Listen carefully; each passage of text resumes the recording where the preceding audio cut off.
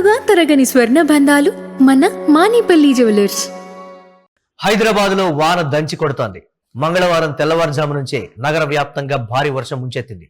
ఉరుములు మెరుపులతో కూడిన వానకు పలు ప్రాంతాలు తడిసి ముద్దయ్యాయి. దీంతో ఉదయమే ఆఫీసులు, పాఠశాలలకు వెళ్లే వాహనదారులు, ప్రజలు తీవ్ర ఇబ్బందులు ఎదుర్కొంటున్నారు. Banjara hills, Jubilee hills, Madhapur, Gachibowli, Ameerpet, Dilsukh Nagar, LB Nagar సహా పలు ప్రధాన ప్రాంతాల్లో రహదారులపైకి భారీగా వర్షపు నీరు చేరింది.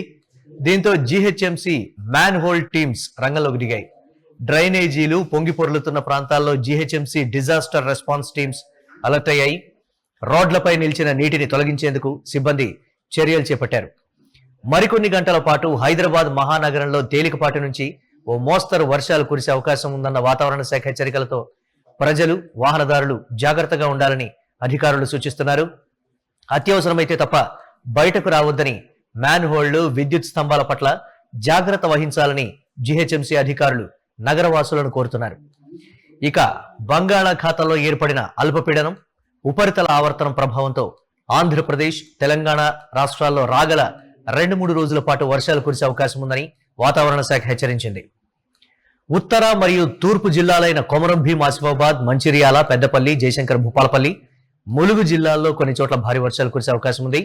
ఆదిలాబాద్, నిర్మల్, నిజామాబాద్, జగిత్యాల, కరీంనగర్, రాజన్న సిరిసిల్ల, భద్రాద్రి కొత్తగూడెం, వరంగల్, హన్మకొండ, అలాగే హైదరాబాద్ చుట్టుపక్కల ప్రాంతాల్లో ఉరుములు మెరుపులతో పాటు గంటకు 30 నుంచి 40 కిలోమీటర్ల వేగంతో బలమైన గాలులు వీచే అవకాశం అయితే ఉంది.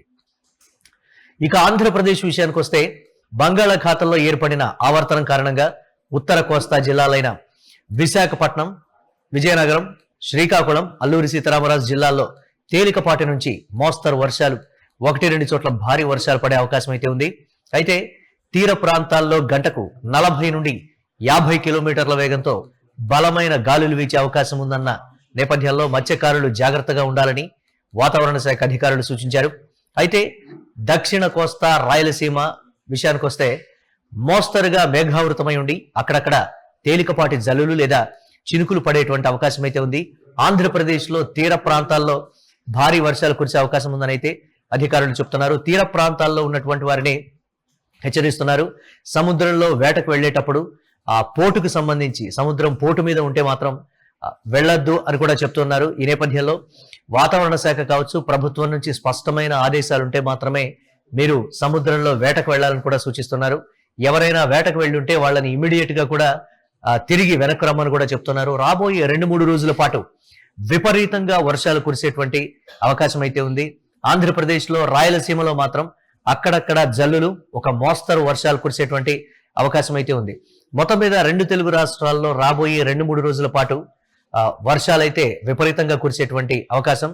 తెలంగాణలోని కోల్ బెల్ట్ ఏరియాలైనటువంటి ఆసిఫాబాద్ కావచ్చు, నిర్మల్, అలాగే జయశంకర్, భూపాలపల్లి, మంచిర్యాల, ఇతర జిల్లాల్లో పర్టికులర్ గా వర్షాలు భయంకరంగా కురిసేటువంటి అవకాశం అయితే ఉంది. దాదాపుగా 30 నుంచి 40 కిలోమీటర్ల వేగం, అంతకన్నా ఎక్కువగా కూడా గాలులు వీచే అవకాశం ఉందని అయితే వాతావరణ శాఖ అధికారులు చెప్తున్నారు. ఈ నేపథ్యంలో 2 తెలుగు రాష్ట్రాల్లో కూడా లోతట్టు ప్రాంతాలు, అలాగే డ్రైనేజ్ వ్యవస్థకు సంబంధించి విమర్శలు అయితే వస్తున్నటువంటి పరిస్థితి. తెలంగాణలో ఈ పర్టికులర్ జిల్లాల్లో, గ్రామాల్లో కావచ్చు, అలాగే నగరాలు, పట్టణాల్లో పర్టికులర్ గా వాహనాల రాకపోకలకి, అదేవిధంగా నీరు ఎక్కువగా నిలిచిపోయేటువంటి ప్రాంతాలను ఇప్పటికే ఐడెంటిఫై చేశామని కూడా చెప్తున్నారు. ఆయా జిల్లాల కలెక్టర్లు రంగంలోకి దిగారు.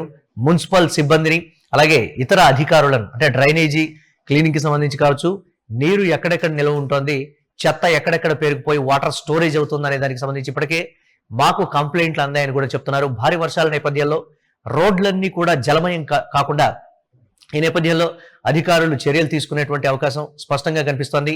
ఇప్పటికే దాదాపుగా ఎక్కడా నీరు నిలవకుండా డ్రైనేజీలు క్లీన్ చేయడం కావచ్చు, చెత్త పేరుకుపోవడం కావచ్చు, కొన్ని లోతట్టు ప్రాంతాలు, పర్టికులర్ గా కొన్ని ప్రాంతాల్లో రోడ్ల మీద భారీగా నీరు నిలిచేటువంటి పరిస్థితులు ఉంటాయి. బస్ స్టాండ్ కావచ్చు, లేకపోతే ఇతర ప్రాంతాల్లో ఎక్కువగా రద్దీగా ఉండేటువంటి ప్రాంతాల్లో పర్టికులర్ గా నీరు నిలవకుండా అయితే చర్యలు తీసుకున్నామని చెప్తున్నారు. కానీ భారీ వర్షాల దాటికి అక్కడ ఉన్నటువంటి టౌన్ ప్లానింగ్ విషయాల్లో కావచ్చు, ఇతరత్ర గతంలో కొన్ని విమర్శలు వచ్చినప్పటికీ ఇప్పుడు పూర్తి స్థాయిలో నీరు నిలవకుండా బయటకు, అంటే ఊరి బయటకు పంపించేటువంటి ప్రయత్నం చేస్తున్నామని చెప్తున్నారు. అయితే ఇటు తెలంగాణలో పరిస్థితి ఈ విధంగా ఉంటే ఆంధ్రప్రదేశ్ విషయానికి వస్తే రాయలసీమలో మోస్తరు నుంచి భారీ వర్షాలు, అలాగే పర్టికులర్ గా ఉత్తరాంధ్ర జిల్లాలైనటువంటి విశాఖ, విజయనగరం, శ్రీకాకుళం, అల్లూరి సీతారామరాజు ఈ జిల్లాల్లో కురిసేటువంటి భారీ వర్షాలు, అలాగే గిరిజన ప్రాంతాలు ఎక్కువగా ఉంటాయి, కొండ ప్రాంతాలు ఎక్కువగా ఉంటాయి, వారు జాగ్రత్తగా ఉండాలని కూడా చెప్తున్నారు. ఈ నేపథ్యంలో ఆయా ప్రాంతాల్లో ప్రయాణం చేసేటువంటి వారు పర్టికులర్ గా కొండ ప్రాంతాలు కావచ్చు, ఇతరత్ర అంశాలకు సంబంధించి అక్కడ ప్రయాణం చేసేటువంటి వారిని కూడా హెచ్చరిస్తూ ఉన్నటువంటి పరిస్థితి అయితే ఉంది. అత్యవసరమైతే తప్ప బయటకు వెళ్ళొద్దని కూడా ఈ నేపథ్యంలో చెప్తున్నారు. సముద్ర తీర ప్రాంతం అంతా కూడా అల్లకల్లోలంగా ఉంటుంది.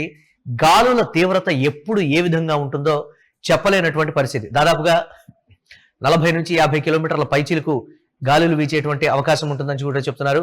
సముద్రం అల్లకల్లోలంగా ఉండటంతో మత్స్యకారులు వేటకు వెళ్లొద్దని అయితే కీలకమైనటువంటి ఆదేశాలు ఇచ్చారు. సముద్ర తీర ప్రాంతాల్లో పర్టికులర్ గా వర్షపు నీరు వెళ్లేటువంటి మార్గాల్లో కూడా దాదాపు నగరంలో కొన్ని ప్రాంతాలు ఉన్నాయి, వాటిని కూడా ఐడెంటిఫై చేశామనేటువంటి మాట చెప్తున్నారు. ఇతర ప్రాంతాలకు సంబంధించి కూడా ఎక్కడా నీరు నిలవకుండా నగరంలోకి వచ్చేటువంటి వారు, నగరం నుంచి బయటకు వెళ్లేటువంటి వారికి ఎలాంటి ఇబ్బంది కలగకుండా ఈ నేపథ్యంలో సముద్ర తీర ప్రాంతం అంటే బీచ్ ప్రాంతాల్లో పర్టికులర్ గా సేద తీరడానికి వెళ్లే వాళ్ళకి సంబంధించి కూడా నిషేధం విధించారు. అంటే సముద్రానికి సంబంధించి కొంచెం రాక్ ఏరియా ఉంటుంది ఆ సముద్ర తీర ప్రాంతాల్లో, అక్కడికి కూడా పర్టికులర్ గతంలో ప్రమాదాలు జరిగినటువంటి పరిస్థితి కూడా ఉంది. వర్షాలు విపరీతంగా వస్తూ ఉన్నప్పుడు ఈ నేపథ్యంలో ఫోటోలు దిగడం కానీ, వీడియోలు దిగడం కానీ ఈ నేపథ్యంలో చేయకూడదని అయితే చెప్తున్నారు. ఎప్పుడు ఏ విధంగా మారుతుందో తెలియదు కాబట్టి బీచ్ ప్రాంతాల్లో ప్రస్తుతానికి సందర్శనకు సంబంధించి నిషేధాజ్ఞలు అయితే కొనసాగుతున్నాయి. వర్షాలు తగ్గుముఖం పట్టిన తర్వాత బీచ్ లోకి ఎంట్రీ ఇస్తామని కూడా ఈ నేపథ్యంలో చెప్తున్నారు. తీర ప్రాంతాల్లో ఉండేటువంటి మత్స్యకారులకు, స్థానిక ప్రజలకు అలర్ట్ అయితే అధికారులు జారీ చేశారు. మొత్తం మీద 2 తెలుగు రాష్ట్రాల్లో రాబోయే 2-3 రోజుల పాటు కొన్ని చోట్ల తేలికపాటి నుంచి మోస్తరు వర్షాలు, కొన్ని ప్రాంతాల్లో భారీ నుంచి అతి భారీ వర్షాలు కూడా కురిసేటువంటి అవకాశం ఉంది. కాబట్టి ప్రయాణాల విషయంలో ఆలోచించి ఆచితూచి నిర్ణయాలు తీసుకోవాలని చెప్తున్నారు.